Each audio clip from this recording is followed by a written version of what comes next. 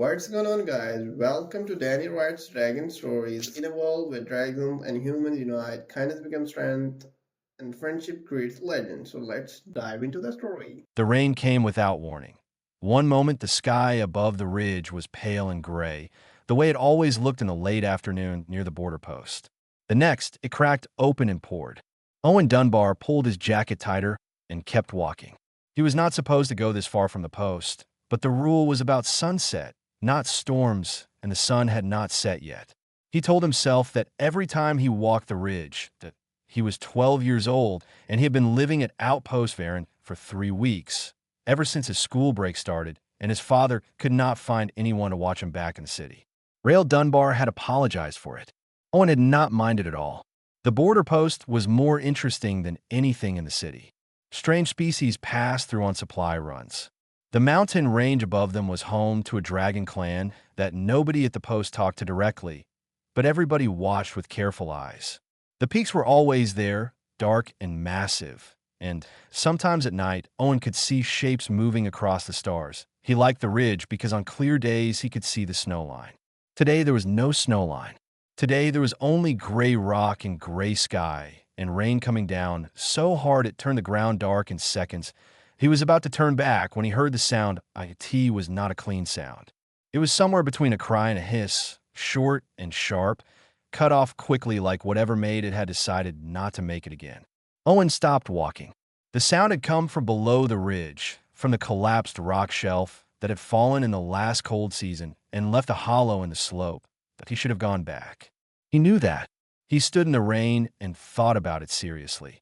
Then he heard it again. He climbed down carefully, using both hands on the wet rock, and found them wedged in the hollow where the shelf had come down. 2 dragonlings. He had seen dragons in the sky before, distant and enormous, but never like this, never close, never on the ground. These 2 were smaller than he had imagined. Not small, nothing about them was small, but they were young. He could tell by the way their scales sat, not fully settled yet, still with that rough, unfinished look around the edges. One of them had a wing spread at a bad angle, pinned under a slab of rock that had shifted when the shelf collapsed. The other had a hind leg bent wrong and a dark wet line running down the side of its head. They saw him at the same moment he saw them. The one with the wing let out a sound that hit Owen in the chest like a fist. The other one tried to lunge and could not, and the effort made it cry out sharply and fall back. They were both trapped. They were both terrified, and they were looking at him the way animals looked at things they expected to hurt them. Owen sat down in the rain on the wet rock and put his hands on his knees and did not move. He did not reach toward them. He did not stand back up. He just sat there at the edge of the hollow, close enough that they could see him clearly, far enough that they were not pressed against the back of the rock, trying to get away. His father had taught him this. Not with dragons, with a rock fox that had gotten into the supply 2 seasons back, injured from a trap. Rail had sat beside it for 20 minutes before it let him near it. Owen had watched the whole thing from the doorway. The dragonling with the wing kept its eyes on him. The other one had stopped trying to move, which Owen was glad about, because moving seemed to be making the head wound worse. He talked to them. He did not know what language dragons used or whether they understood any human speech. He talked anyway, low and even, the way his father talked to patients when they came in scared. He told them about the post. He told them his name. He told them that the rain was getting worse and that he was cold, but he was going to stay right here. He told them that his father was a medic and that he had grown up watching his father fix things, and that if they would let him get close enough to look, he thought he could tell what was wrong. Neither of them moved toward him. But after a while, neither of them made the warning sound anymore either. He sat with them for 40 minutes before he stood up. He did it slowly, and he told them what he was doing before he did it.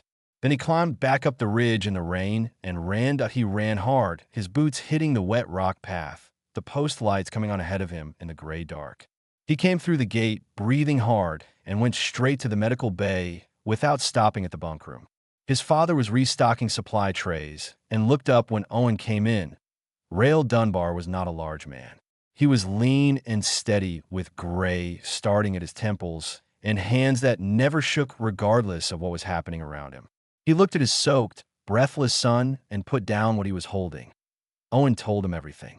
Quickly, clearly, in order. Rail listened without interrupting. When Owen finished, Rail was already picking up his field kit from the shelf beside the door. He said, "Show me." They went back out into the rain together. Rail did not slow down when he saw them. That was the first thing Syrah noticed. Every instinct, she had said the adult human would stop at the edge of the hollow, the way prey animals stopped when they realized something dangerous was close. But this one did not stop. He came down the wet slope with the small human close behind him, and he crouched at the bottom and looked at her wing, and then looked at Doru, and then looked at his kit, and his face was calm and still and working. She did not know what to do with that. She let out a low warning. He heard it. He did not move back. He looked directly at her and said something in the flat human language, and then turned back to Doru and kept looking at the leg. She could see him measuring the angle of it with his eyes, the way her mother measured distance before landing. Precise. Not afraid. Doru had gone quiet. He was breathing in a way that meant pain, and exhaustion had worn him down past the point of fighting anything. The gash on his head had slowed, but the rain kept washing it open. He was the worst injury, and Rail went to him first. Owen stayed at the edge of the hollow. He sat in the same place he had sat before, in the same position, like he was telling them this was still the same situation and nothing had changed. Syrah kept one eye on him while Rail worked. Rail's hands were very still. She had seen healers of other species, the bird people who staffed the post, and they were quick and efficient, but they talked over the patient and moved fast and smelled like urgency. This human moved carefully. He touched Doru's leg, and Doru flinched and pulled back, and Rail moved with the pull, keeping contact, not gripping, just following until Doru settled again. Then he continued. He worked on the head wound first.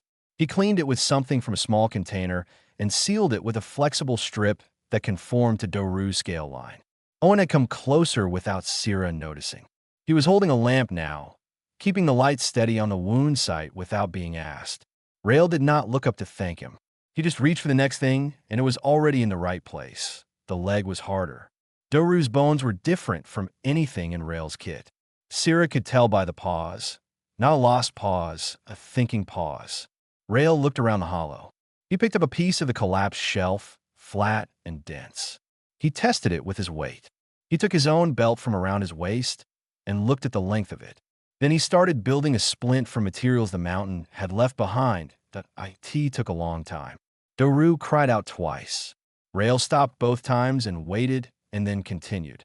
Owen spoke to Doru through the whole process, that same low, steady voice, and at one point he rested his hand flat on Doru's neck, just below the jaw. Doru did not pull away. He breathed against Owen's palm and went still. When the leg was splinted and bound, Rail moved to Syrah. She pulled back. She could not help it.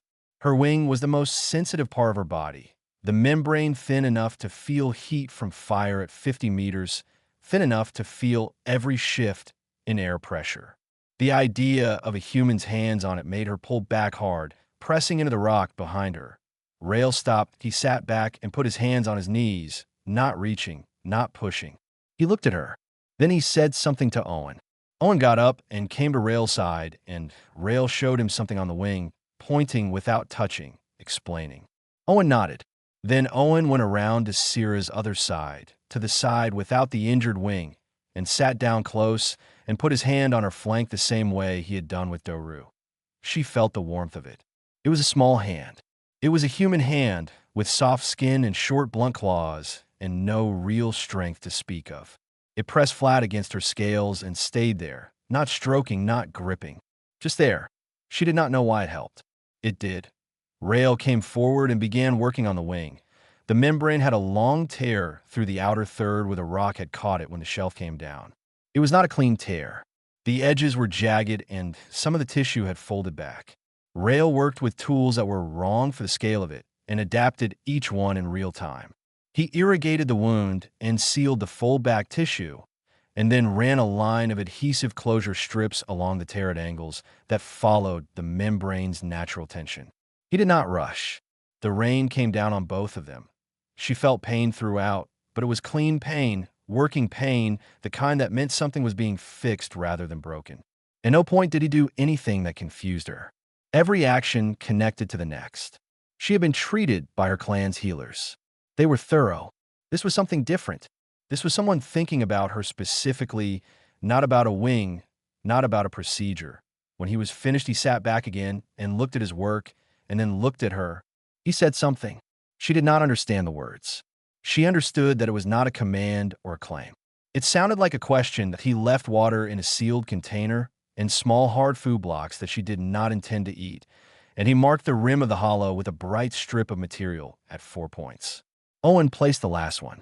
Then they climbed back up the ridge in the dark, the lamp swinging in Owen's hand, and the sounds of the post swallowed them.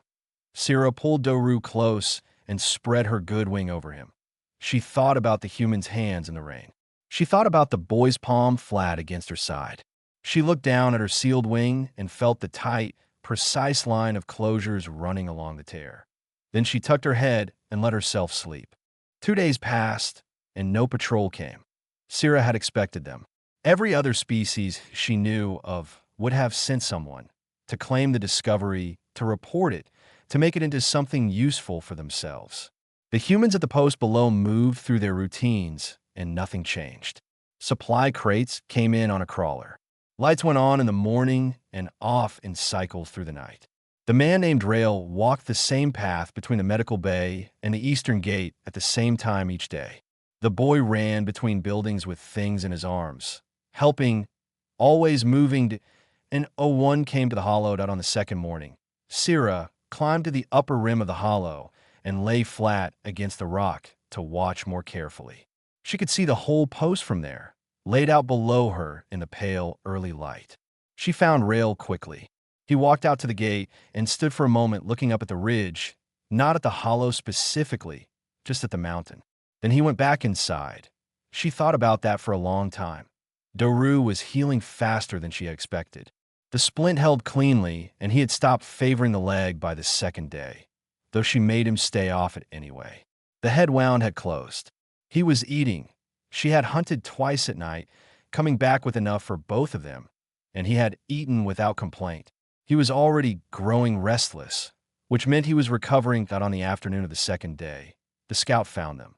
His name was Brath, and he was 3 years older than Syrah, a full-flight scout for the clan, and he came in fast and low and landed hard at the rim of the hollow with his wings half open and his eyes going straight to the splint on Doru's leg. He looked at the sealed tear on Syrah's wing. He looked at the water container the human had left, still sitting at the edge of the hollow, because Syrah had drunk from it and then kept it. He looked at the 4 bright strips marking the rim. He said, in the old tongue, "What happened here?" It was not a question, Syrah told him. She told him clearly and in order, the way the clan trained all its young to report. The storm, the collapse, the human boy who came and sat down without a weapon and without armor. The man who came after and worked through the rain with tools that were wrong and made them right. The hand on her flank. She described the closures on her wing. She said the word for the technique, the one the clan used for membrane repair, and said that the human had done it without being taught, by looking and thinking. Brath listened with his eyes getting harder and harder. When she finished, he said, "You let a human touch your wing." "Yes," Syrah said, "and the little one let a human touch him." "Owen," Doru said from behind her. "His name is Owen." Brath looked at Doru like he had said something offensive. Then he looked back at the post below, his expression tight, the scales along his neck raised slightly the way they went when something was bothering him, and he did not want to say, so directly. "I'm going to Elder Vareth," he said. "Good," Syrah said. "Tell him what I told you. All of it." Brath took off without another word, rising fast into the high air, and was gone over the peak inside a minute. Syrah watched him go, and then climbed back down into the hollow. On the third day, Owen came back. He came alone in the late morning, and he climbed down the slope carefully with a pack on his back. He stopped at the rim of the hollow and crouched there and looked at them. She could see him checking the wing, checking the splint, checking Doru's head. He was doing what his father did, looking for specific things, not just looking. He did not come down into the hollow without waiting. He crouched at the rim and waited, the way he had done the first time in the rain. Syrah made no warning sound. He came down slowly. He had water in the pack, sealed in the same kind of container his father had left, and more of the small food blocks. He set them at the same spot and stepped back. Then he sat down at the base of the hollow wall, drew his knees up, and started talking. She did not understand the words. The rhythm of it was familiar now, that low, unhurried human voice that seemed to contain its own kind of stillness. Daru had moved closer while Owen talked without appearing to notice he was doing it. By the time Owen stopped talking, Daru was close enough that Owen could have reached out and touched him. Owen did not reach out. He waited. Daru lowered his head and pressed his nose against Owen's shoulder. Owen went very still. His hand stayed on his knees. He turned his head slightly toward Daru and spoke quietly, one sentence, and Daru made a low sound that was not quite a growl and not quite a purr and had no human equivalent. Syrah watched from the other side of the hollow. She watched the boy sit with her injured brother in the thin mountain light, and she thought about what Brath would say to Vareth and what Vareth would decide. She thought about all the years the clan had watched the post from the peaks, tracking it as a potential problem, deciding season by season whether its presence was tolerable. She thought about a human child sitting in heavy rain beside two predators he could not fight and had no reason to trust, and choosing to stay because they were hurt. Above the peaks, she could just see the shapes of the elder scouts making wide circles. Word was traveling. The clan was paying attention. She wondered how much of what she had seen would survive the telling. The gate sensed her trip to the 19th hour. Lynn saw it first on the panel inside the Eastern Watch Room and called Rail because Rail had asked to be called if anything moved on the ridge after dark. Rail was not asleep. He came from medical bay still in his working clothes and looked at the sensor readout and then looked out through the narrow window at the post gate. The Elder Dragon was standing outside it, not circling, not calling down from the peaks. Standing on the ground outside the gate the way a person would stand if they had come to speak to someone. His wingspan folded in close along his body. His head was up and level. He was waiting. Rail said to Len, "Wake nobody else. Stay inside." Len said, "Rail, I mean it," he said, and went out. He walked to the gate without stopping to pick up anything. No weapon. No communicator open to a response channel. No protective gear. He had treated enough frightened patients of enough different species to know that coming out armed or armored to meet something that had come peacefully was the fastest way to make it not peaceful. He opened the gate panel and stepped through and let it close behind him. The Elder Dragon was huge in a way that was different from the Dragonlings. It was not just size. It was the way age sat in the body, the deep scarring along the left jaw, the scales that had gone from whatever bright color they had been in youth to a dark matte that absorbed light rather than catching it. The eyes were pale gold, and they tracked Rail from the moment he stepped through the gate. Rail stopped at a respectful distance and stood still. The dragon circled him. A single slow circle, close enough that Rail could have reached out and touched the scales on the passing flank. He did not. He kept his hands at his sides and turned with the circle, keeping his face toward the dragon without looking away. He did not know dragon customs well enough to be sure what looking away meant, but he knew enough about dominance behaviors across species to know that dropping his eyes right now was probably not the correct choice. The circle finished. The dragon stopped in front of him. It spoke. The sound was deep enough to feel in the chest, a layered rumble with tones inside it that Rail's ears could not fully separate. He did not understand a word of it. He waited to see if there was more. There was. One short phrase, a different shape from the rest. Then silence. Rail said, "I don't have a translator. I want to understand you. I'm sorry I can't." The dragon was still for a moment. Then, in flat and careful human speech, it said why. Just the one word. Rail waited to be sure there was no more coming. Then he said, "Can you tell me what you were asking?" The dragon said it again. "Why?" Rail thought about all the things the question could be attached to. Why did you help them? Why did you not report? Why did you come out here without weapons? Why did your son stay in the rain? That he decided to answer all of them with the same answer because the same answer was true for all of them. Because they were hurt, he said. That was the only reason. The dragon looked at him. The pale gold eyes did not move. Rail said, "My son found them first. He stayed with them because they were frightened and in pain, and he did not want them to be alone. I went because he came to get me, and because that is my job. I sealed the wing and splinted the leg because those were the injuries. I did not report it because they were not a threat. They were two young ones who had gotten caught in a collapse and needed help. That is all. He paused. Then he said, I would have done it for anything. Any species. Any patient. The elder dragon said nothing for a long time. He stood in the dark outside the gate of the human outpost and looked at the man who had come out alone with empty hands and answered in a straight line.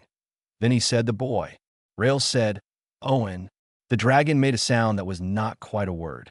Then he said, he came back. On the third day. Alone. It was not a question, but Rail answered it like one. Yes. He wanted to check on them. He brought water and supplies. I knew he was going. He paused. I let him go. The elder looked at him for another long moment. You let your young go to the Dragonlings alone, the elder said. Not anger in it. Something else. Something closer to trying to make sense of a fact that did not fit the expected shape. I knew they would not hurt him, Rail said. And he needed to go. It mattered to him. The elder turned then, not back toward the peak. He moved to the side of the gate, to the flat rock above the ridge slope, and landed there heavily. He settled. He folded his wings. He looked out over the post and the dark mountain below it and did not fly. Rail stood at the gate a while longer, then went back inside. Lynn was waiting just inside the door, her crest feathers raised all the way up the way they went when she was badly unsettled. He is still there, she said. On the ridge. I know, Rail said. What does that mean? Rail picked up the coat he had left on the chair by the door and shook the damp out of it.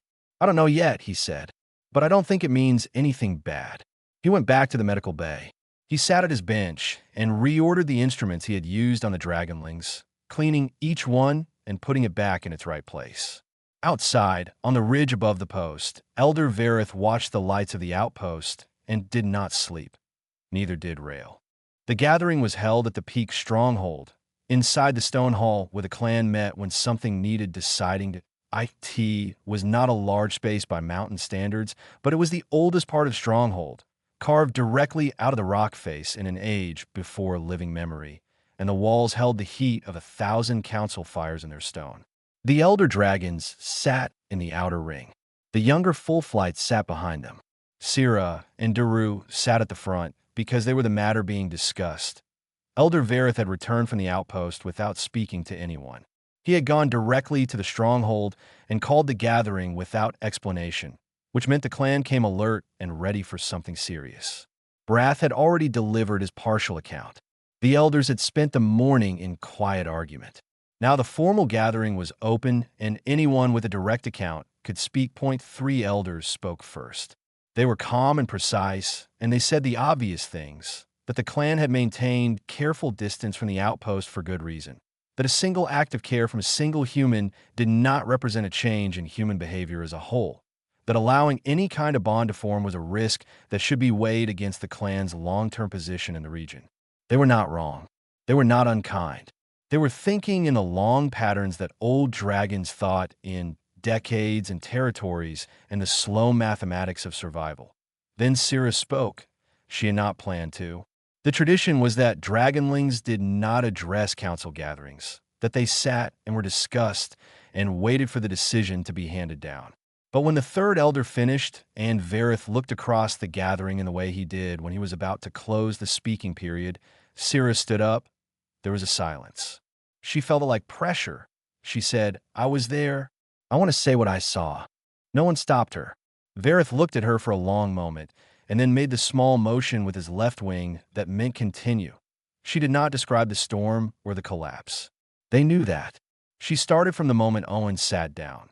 She described it the way she had been taught to describe anything, precisely, without decoration, with only what was true and observable. The position of his body, the fact that his hands stayed on his knees and did not reach out, the specific sound of his voice, the quality of it that she did not have a word for in the old tongue, steady in a way that was not the steadiness of someone hiding fear, but the steadiness of someone who had made a clear decision and was at peace with it. She described Rail coming down the slope and the order in which he looked at things. Wing first, then Daru's leg, then his kit. She said that he had assessed the situation before he moved, the way a clan healer assessed before touching, and that he had then acted without hesitation. She described the moment he built the splint from the fallen rock in his own belt. She said that he had not brought the right tools for dragon anatomy, because there was no reason he would have, and he had not been stopped by that. He had looked at what was there and used it. She described Owen's hand on her flank. She said, "It was not meant to control me. It was not meant to calm me in the way you calm an animal that does not understand what is happening. It was," she paused, looking for the right word in the old tongue. She could not find it. She used the word for anchor. It was an anchor. He put his hand there so I would know someone was present, so I would not be alone in the pain. No one spoke. She said, "On the third day, Owen came back to the hollow without his father. He came to check that we were healing. He brought water." She looked at the elders. He sat with Doru for an hour and talked to him. He did not touch him first. He waited. Doru went to him. Doru, beside her, did not look embarrassed. He sat straight and looked at the council directly. Sira said, "I am not arguing that humans are trustworthy as a whole. I do not have information about humans as a whole. I have information about these two." The father came out of his post with nothing in his hands and worked through the rain and left us without claiming anything in return. The boy sat in the hollow and chose not to leave. Those are facts. I saw them. She sat down. Vareth looked at her for a long time. Then he looked around the gathering, slowly, making contact with each elder in turn. Sira had seen him do this before, and she knew it was not questioned. He was informing them that the next thing he said was decided, not proposed. He said, the human medic was asked why he helped. He said it was because they were hurt. He said it was the only reason. He paused. He said he would have done it for any species, any patient. Another pause. The boy came back alone, Vareth said. The father knew and allowed it. He said his son needed to go, that it mattered to him. His pale eyes moved to Sira and Doru. These two are ours. The fact that they needed help and received it without cost is not a weakness of theirs. It is information about the humans who gave it. He let that sit. Then he said, "We will not ignore this. We will not pretend it did not happen. We will respond to what we were shown, and we will respond in kind." He stood. The gathering was closed. He told them what they would do at dawn. Sira looked at Doru. Doru looked back at her. He was already healed enough to fly short distances, his legs still splinted but bearing weight. He said quietly in the old tongue, "Owen is going to be very surprised." Sira said yes. She thought about the boy on the ridge and his pack full of water, coming back alone because it mattered to him. She thought about what it would look like from below, from the outpost, when the entire clan rose at first light.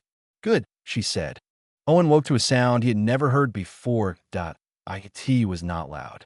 It was everywhere, a deep, resonant hum that moved through the walls of the bunk room and into the floor and into his chest. He sat up in the dark and listened. Then he got up and put his boots on and went outside. The sky was doing something impossible. The sun had not fully risen yet. The horizon was just starting to go pale, the mountains catching the first edge of light along their ridgelines, and against that pale sky the dragons were flying. All of them. The entire clan, shapes too many to count, moving in a wide, slow circle above the post. Not fast, not attacking. They were moving the way water moved in a slow current, steady and continuous, one after another, the circle never breaking. The sound was coming from them, a low collective resonance that Owen could feel in his back teeth. He stood in the yard of the outpost and looked up and forgot to breathe. Others were coming out around him. He could hear doors and boots on gravel and Lynn's voice saying something sharp in her own language, which she only did when she was startled. Someone ran for the communication panel inside the east building. Owen heard Rael's voice stop them, firm and quiet, saying let it be. Rael came out and stood beside Owen. He did not say anything. He looked up at the dragons the way he looked at things he was trying to understand, working it through, taking his time. Owen watched his father's face in the growing light and saw the moment something shifted in it. Not fear, not relief, something slower and more considered than either. Rael put his hand on Owen's shoulder.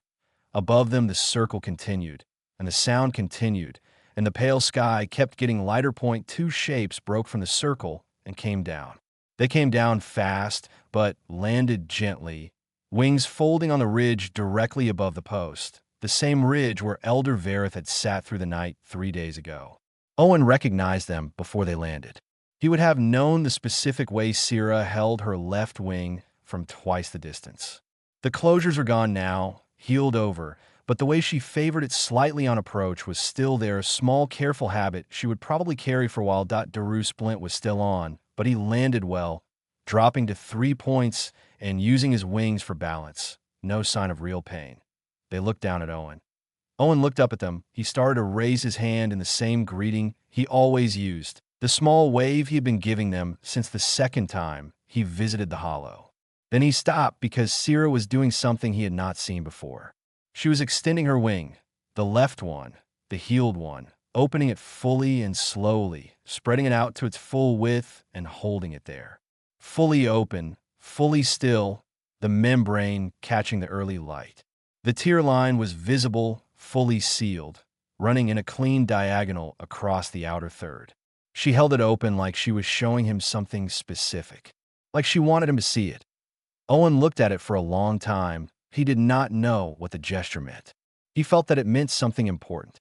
He stood up a little straighter and kept looking, giving it the attention it seemed to ask for, and he did not look away until she slowly drew the wing back in. Then Daru dropped something that T came off the ridge and tumbled down the slope and fetched up against the base of the post's outer wall. Owen went to it. He crouched down and picked it up. It was a stone, smooth and black, heavier than it looked, and one face of it was marked with a shape that had been cut into it with something sharp, a layered symbol, all curves and angles, precise and deliberate. Owen turned it over in his hands. Rael crouched beside him and looked at it. He did not touch it. He looked at the symbol for a long time and then looked up at the ridge where Syrah and Daru sat watching them. Len came to stand behind them. She made a quiet sound. When Owen looked back at her, she was looking at the stone with an expression he could not read. He said, "What is it?" Len said, carefully, "That is a clan mark." "It is not." She paused. She started again. "Dragons do not give those to anyone outside the clan, under any circumstances." She paused again. "I have never heard of it happening." Owen looked at the stone in his hands. Above the post, the circle continued turning, the sound of it moving through everything, and the sun came up over the eastern ridgeline, and the light hit the dragon's scales and scattered across the outpost yard in pieces. Syrah and Daru were still on the ridge, watching, unhurried, in no particular rush to go anywhere. Rael stood up slowly. He looked at the peaks, at the circling clan, at his son holding the stone. He thought about a rainy night and wrong tools and a human belt used as a splint. He thought about Owen sitting in the rain with his hands on his knees, talking to things that could have killed him, choosing to stay. The circle above the post would continue until the sun was fully up. Owen learned later, from a clan interpreter who arrived at the outpost 3 weeks after, that the circling had a name in the old tongue. The translation was approximate. It meant something like, "This place is seen by us, and what is seen by us is kept." Not an alliance, not a formal treaty. Something older than both of those things. Owen stood in the light with the black stone in his hand and Rael's hand on his shoulder, and 2 dragons watching from the ridge above with their wings open in the morning sun. He thought about the hollow in the rain. He thought about how none of this had started with anything large or important or planned. It had started because he heard a sound and sat down, that he closed his fingers around the stone. The clan circled until the sun was fully up. Then, one by one, they turned and rose and went back to the peaks. Syrah and Daru were last. They stayed on the ridge until nearly mid-morning, lying in the sun with their wings spread out flat behind them, unhurried and unbothered, the way animals rested in places they felt safe. Then they rose and flew back up to the stronghold, and the sky was empty again, and the post went about its day. Owen kept the stone on the shelf above his bunk for the rest of his life.